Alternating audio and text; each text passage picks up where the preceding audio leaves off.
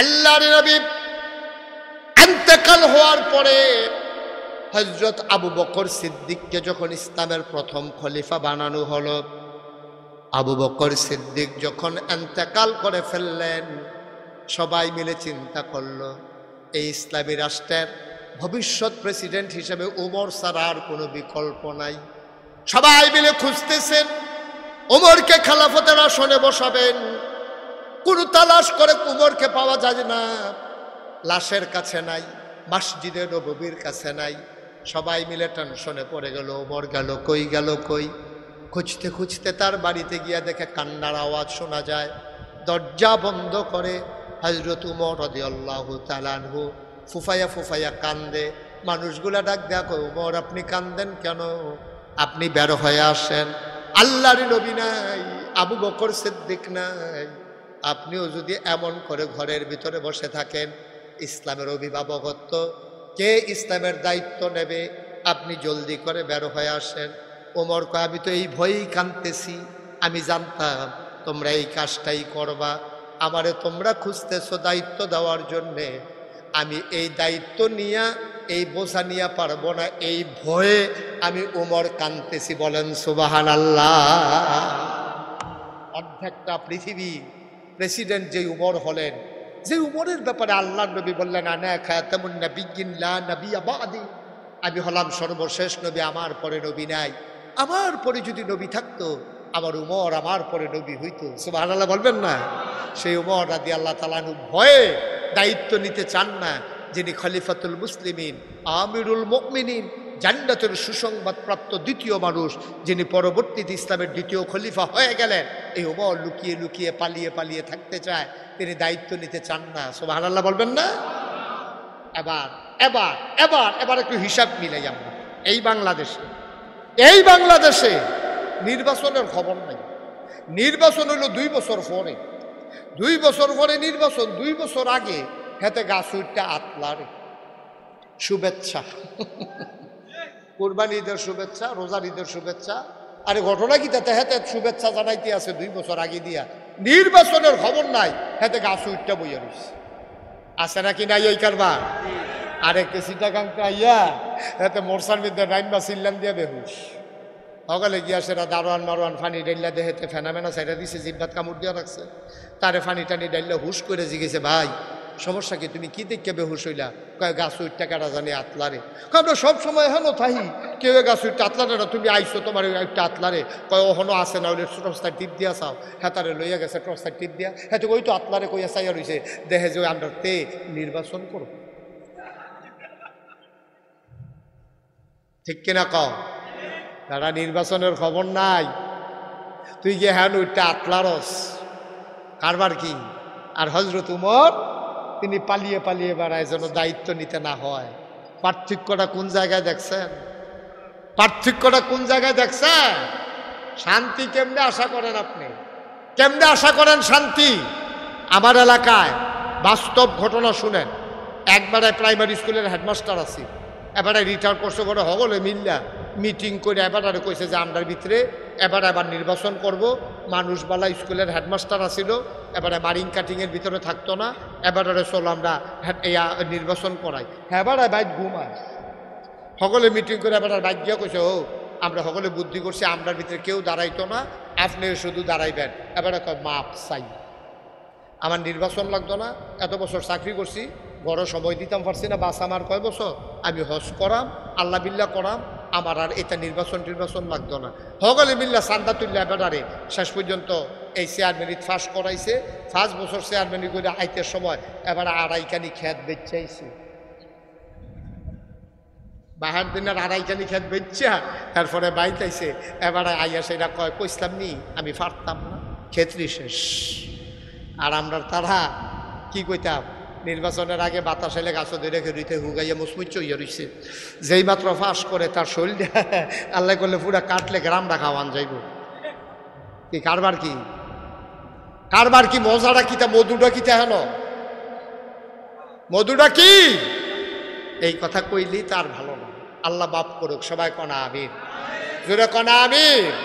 এই উমর এবার সবাই মিল্লা যখন খলিফা বানাইছে, ওই যে আল্লাহর ভয়, আল্লাহর ভয় কি জিনিস? এখন এই বেড়ায় এশার নামাজ পড়িয়া সামরার একটা চাবুক আছে, এটা লইয়া সেটা ঘুরে আর পাহারা দেয়, কে খায় না, কে ঘুমায় না। সুবহানাল্লাহ বলবেন না? হযরত ওমর আমিরুল মুমিনিন খলিফাতুল মুসলিমিন ওমর রাদিয়াল্লাহু তাআলা আনহু, তিনি প্রতিদিন রাতের বেলা বের হয়ে যান, ঘুরতে একেবারে অজপাড়া গায়ে নিবৃত পল্লীতে বর্ডার বেল্টে তিনি চলে গেলেন সীমান্ত এলাকায়। ঘুরে আর হাটে দুধ মরুভূমি, বাড়ি নাই ঘর নাই। তিনি চলে গেলেন বিচ্ছিন্ন এলাকায়, একেবারে বর্ডার এলাকায় তিনি ঘুরতেছেন। কোনো মানুষের কোনো কষ্ট আছে কিনা, কোনো মুসাফির, কোনো পথিক কোনো কষ্ট পায় কিনা, যারা কিয়ামতের ময়দানে আমারে আসামি বানাই দিতে পারে। ঘুরতে ওমর চলে গেলেন এমন এক জায়গায়, তিনি দূরে তাকায় দেখে বাড়ি নাই ঘর নাই, কিন্তু নতুন করে কে যেন তাবু ফালাই অপেক্ষা করতে আছে। তাবুটা চতুর্দিক দিয়ে ছেঁড়া, মিটি আলু বের হয়ে আসতেছে। তিনি কান পেতে শুনলেন, তাবুর ভেতর থেকে মনে হয় দুইটা বাচ্চার কান্নার আওয়াজ শোনা যায়। হযরত ওমর রাদিয়াল্লাহু তাআলা আনহু আওয়াজ শুনে দিলেন দূর। অর্ধ পৃথিবীর প্রেসিডেন্ট আমিরুল মুমিনিন খলিফাতুল মুসলিমিন, তিনি চলে গেলেন তাবুর কিনারে। ওই যে ছিদ্র দিয়া তাকায়া দেখে দুইটা বাচ্চা উপর হয়ে শুয়ে আছে, দুইজনের পেটের নিচে দুইটা পাথর, আর একটা মহিলা চোখের পানি মুছতেছে। চুলার ভিতরে আগুন, আগুনের উপর একটা পাতিলা, পাতিলার ভেতরে কিছু পানি আর কয়েকটা পাথর। উনি কাঠি দিয়া নাড়ে আর বাচ্চাদেরকে সান্ত্বনা দেয়, ও বাচ্চারা আর একটু অপেক্ষা করো, তোমরা ঘুমিয়ে পড়ো, খাবার রেডি হইলে তোমাদেরকে ডাকবো, কান্নাকাটি করলে হবে না, ঘুমাই যাও। হযরত ওমর বুঝতে পারলে ঘরে তো কোনো খাবার নাই। মহিলাটা পাথর আর পানি নাড়াচাড়া করে, মনে করে সে বাচ্চাগুলা যদি ঘুমাই যায় তাইলে সকালের আগে আর বিরক্ত করবে না।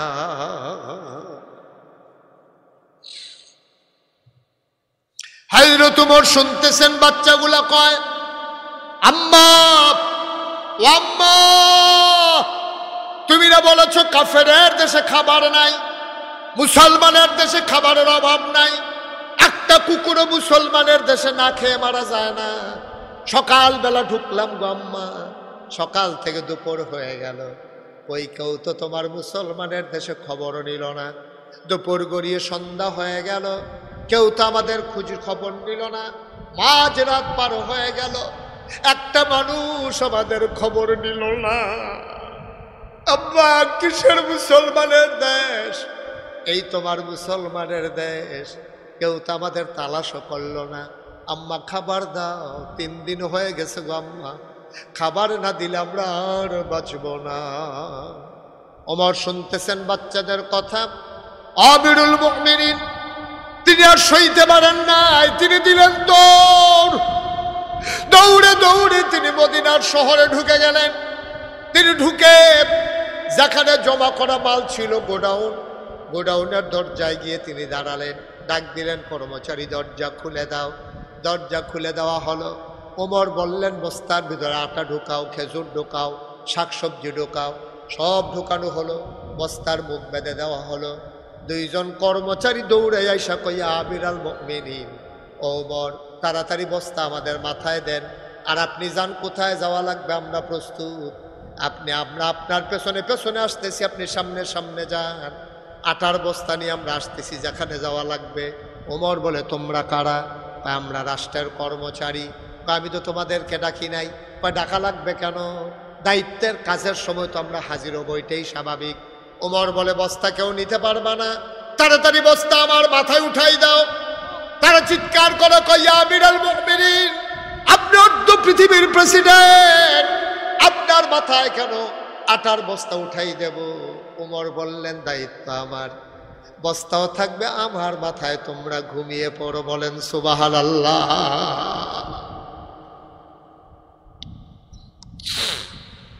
দায়িত্ব যেহেতু আমার, বস্তাও থাকবে আমার মাথায়, তোমরা ঘুমিয়ে পড়ো, তোমরা আশা লাগবে না। কর্মচারীরা আবার ডাক দেখ, আমরা রিজাইন দেব, চাকরি করব না।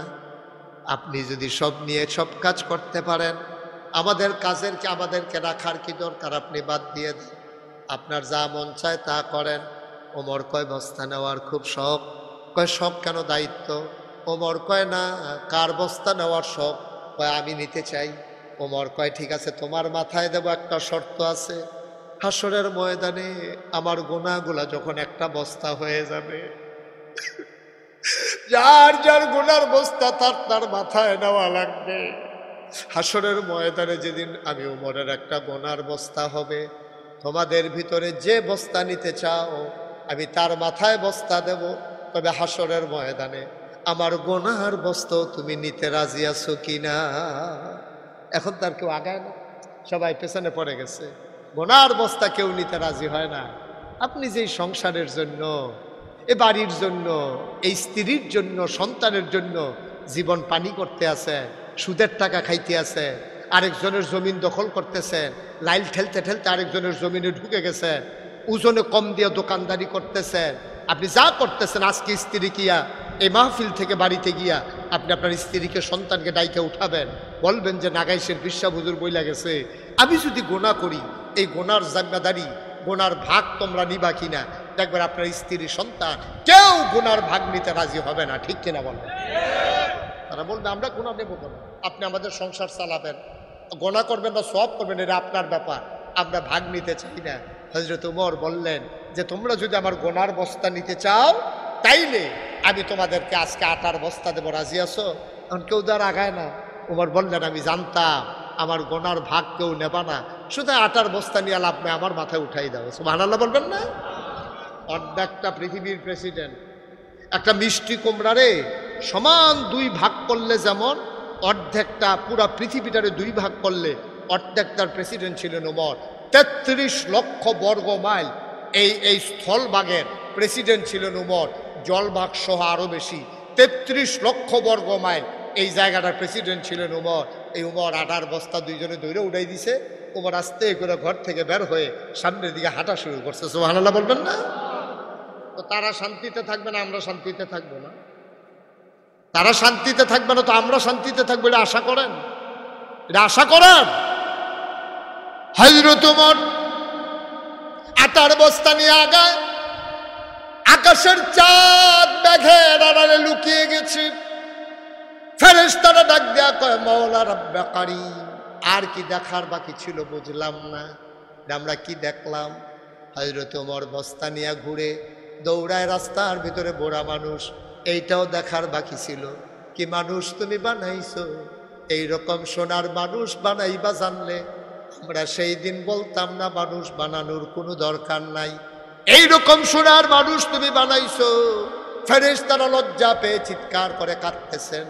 ও মুসলমান, মন দিয়ে শোনো, ওমর বস্তা নিয়ে দৌড়ায় দৌড়ায় দৌড়ায় দৌড়ায় দৌড়াইতে দৌড়াইতে একেবারে ওই তাঁবুর সামনে গিয়ে থেমে গেলে। ওই দূর মরুভূমি, মরুপ্রান্তরে যে তাঁবুর সামনে গিয়ে দাঁড়ালেন, সালাম দিলেন, আসসালামু আলাইকুম। ভেতর থেকে মহিলা কয় ওয়ালাইকুম আসসালাম। কে দরজায় দাঁড়ায় সালাম দেয়? ওমর বলতেছে মা, আমাকে চিনবেন না, আমি রাস্তার একজন পথিক। মহিলাটার কান্দে আর কয় বাবা, আমারে তুমি মা ডাইকো না, আমি মা হওয়ার উপযুক্ত না, আমার জন্ম দেওয়া দুইটা বাচ্চা আজকে 3 দিন হয় তাদেরকে খাবার দিতে পারি না, তুমি নিশ্চয়ই কোনো খাবারের আশায় এসেছো। আমি এমনই অসহায় মহিলা, আমি যে তোমার মেহমানদারি করব, কিছু দেব, এই ক্ষমতা আমার নাই। তুমি অন্য দরজায় দেখো, আমার ঘরে দেওয়ার মতো কিচ্ছু নাই। ওমর ডাক দিয়া বললেন আম্মা, দরজা খুলে দেখেন কে দাঁড়িয়ে আছে। সুবহানাল্লাহ বলবেন না? মহিলা দরজা খুলে দিলেন, তাকায়া দেখে পৌর একটা মানুষ, কাঁচা পাকা দাড়ি, তার থুতনির ভিতরে কপাল বেয়ে বেয়ে ঘাম পড়তেছে, মাথার ভিতরে একটা বস্তা। মহিলা ডাক দেয়া কয় কে তুমি? তা আমাকে চিনবেন না, আমি এই রাস্তা দিয়ে যাচ্ছিলাম, শুনলাম 3 দিন ধরে আপনার বাচ্চারা কিচ্ছু খায় না, আমি একজন পথিক, ঘরে কিছু আটা ছিল, সামান্য কিছু জিনিস ছিল, নিয়ে এসেছি, দরজা খুলে দেন, অনুমতি দেন, ভেতরে আসি। মহিলা ডাক দেয়া কয় আসো, ভেতরে আসো। ওমর ভেতরে ঢুকলেন, ধরে ধরে বস্তা নামানো হলো। ওমর ডাক দেয়া কয় মা, আমি শুনেছি বাচ্চারা কিচ্ছু খায় নাই, তাড়াতাড়ি একটা বলের ভেতরে একটু আটা নিয়ে গুলে দাও, দ্রুত রুটি বানাই দাও।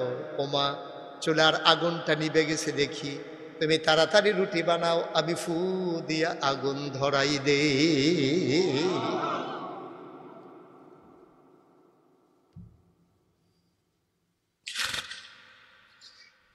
তুমি রুটি বানাও মা, আমি ফু দিয়ে দিয়ে আগুন ধরাই দেই। অবাক বিস্ময়ে তাকিয়ে দেখলো পৃথিবী, অর্ধ পৃথিবীর প্রেসিডেন্ট আমিরুল মুমিনিন হযরত উমর ওই দুঃখী মায়ের গরিব ফু দিয়া দিয়ে আগুন ধরায়। বলো সুবহানাল্লাহ।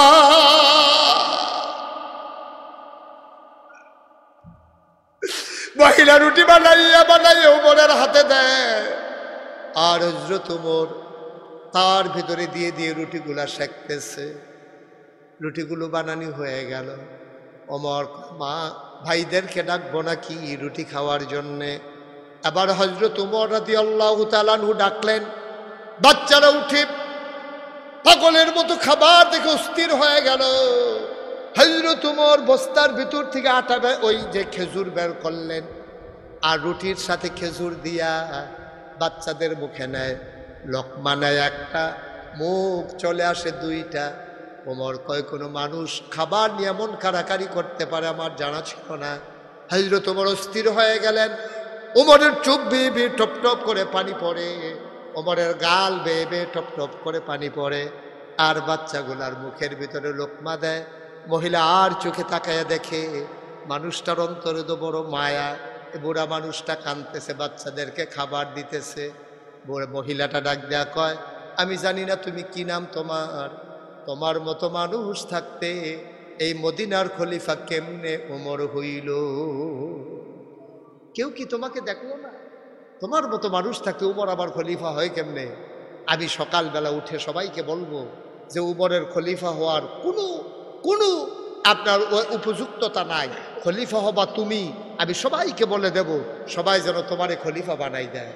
এই কথা বলে বলে মহিলা উমরকে নিয়ে নানান কথা বলতেছে। আর উমর বলতেছে, মা এখন কথা বলার সময় না, বাচ্চারা খাওয়া হয়েছে, এখন তুমিও খাও। মহিলার মুখে যখন লোকমা দিছে, মহিলা চাবাইয়া ঢুক গিলতে পারে না, মহিলার গাল বেয়ে বেয়ে পানি পড়তেছে। হযরত ওমর কয়, মা ও মা, কেন খাও না তুমি? তুমি লোকমা দিলাম, তুমি খেয়ে নাও। মহিলা কান্দে আর কয়, বাবা সকালবেলা বাচ্চাগুলো আবার খাবারের জন্য কাঁদবে, কোথায় পাবো আমি খাবার? আমি বুড়া মানুষ, আমি বয়স্কা মহিলা, খাবারের অভাবে আমি মরে যাব না। কিন্তু বাচ্চাগুলো সকালবেলা যখন খাবার চাইবে, না দিলে আমি অস্থির হয়ে যাব, আমার খাবারের দরকার নাই। ওমর মুচকে হাসি দেয়া কয়, মা আমি যখন এসে পড়ছি, তোমার খাবারের আর চিন্তা নাই।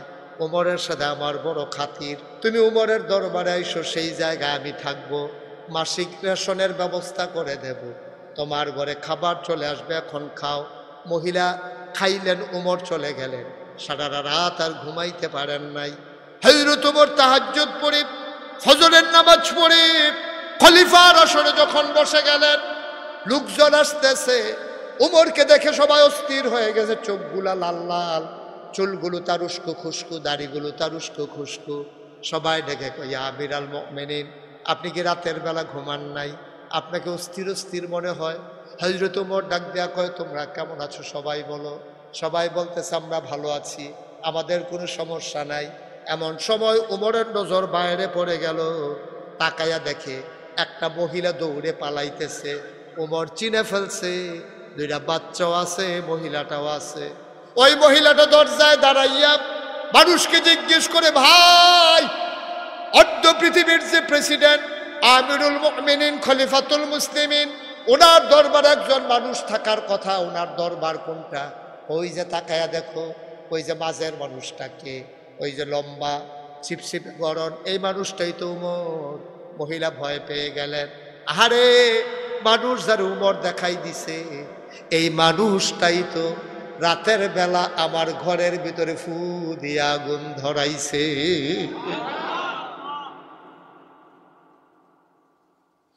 আঙ্গুল দিয়া যারে উমর দেখাইল, এই মানুষটাই তো ফু দিয়ে আগুন ধরাইছে আমার ঘরে।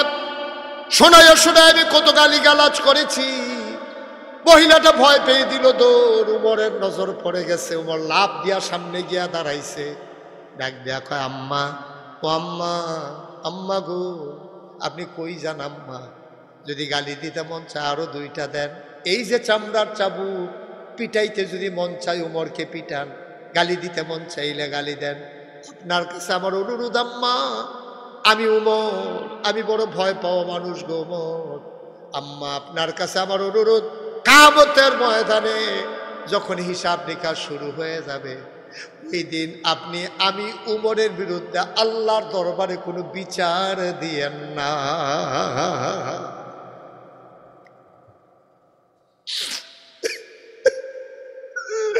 গালি দিতে যদি মন চায়, পিটাইতে মন চায়, দুনিয়ার ভিতরে হিসাব নিকাশ শেষ করে দেন গো আম্মা। কিয়ামতের ময়দানে আমি উমরকে আপনি আসামির কাঠ করায় দাঁড় করাইয়েন না। আমার বিচার, আমার বিরুদ্ধে বিচার দায়ের কইলেন না গো আম্মা। দুপুর বেলা আপনি ঢুকে গেছেন, আমি কেন খোঁজ দিতে পারলাম না? মাঝরাত কেন পার হয়ে গেল? আমার বড় ভয়, না জানি কি হয়।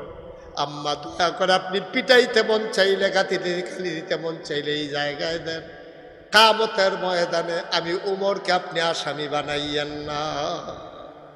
বড়ুরার মুসলমান, ও মুরব্বী বাবারা, ও কলিজার টুকরা যুবকেরা, পর্দার আড়ালের মায়েরা, মন দিয়ে শুনো গো মা। যে উমর জান্নাতের সুসংবাদ প্রাপ্ত দ্বিতীয় মানুষ, নবীজি যার ব্যাপারে বলেছেন আমার পরে নবী থাকলে আমার উমর নবী হইতো। ও বড়ুরার মায়েরা, কলিজার টুকরা যুবকেরা, মুরব্বী বাবারা, মন দিয়ে শুনো রে ভাই। উমরের মতো মানুষ যদি কিয়ামতের ময়দানে বিচারকে এত ভয় পায়, আমি, তুমি, আমরা যারা এখানে আছি, এবার হিসাব মিলাইয়া দেখো কিয়ামতের ময়দানে আমাদের কি অবস্থা হবে। কোনো চিন্তা নাই, কোনো ভয় নাই, রঙের ঘোড়া দৌড়াইতে আসি, যা চায় তা করতেছি, একটু চিন্তা করি না হাসরের ময়দানে অবস্থাটা কি হবে, কি হবে একটু চিন্তা নাই। আমরা অস্থির হয়ে গেছি, দুনিয়া নিয়ে পাগল হয়ে গেছি, কুকুরের চাইতে আজকে মানুষ নিকৃষ্ট জানোয়ারে পরিণত হয়ে গেছি, ঠিক কিনা বলেন? আজকে শেষ হয়ে গেছি, আমরা শেষ হয়ে গেছি আজকে, আমাদের উপায় নাই। আমরা কি হবে এই মাহফিল দিয়া বলেন? কি লাভটা হবে মাহফিল দিয়া? নিজের জীবনের পরিবর্তন যদি ঘটাইতে না পারি,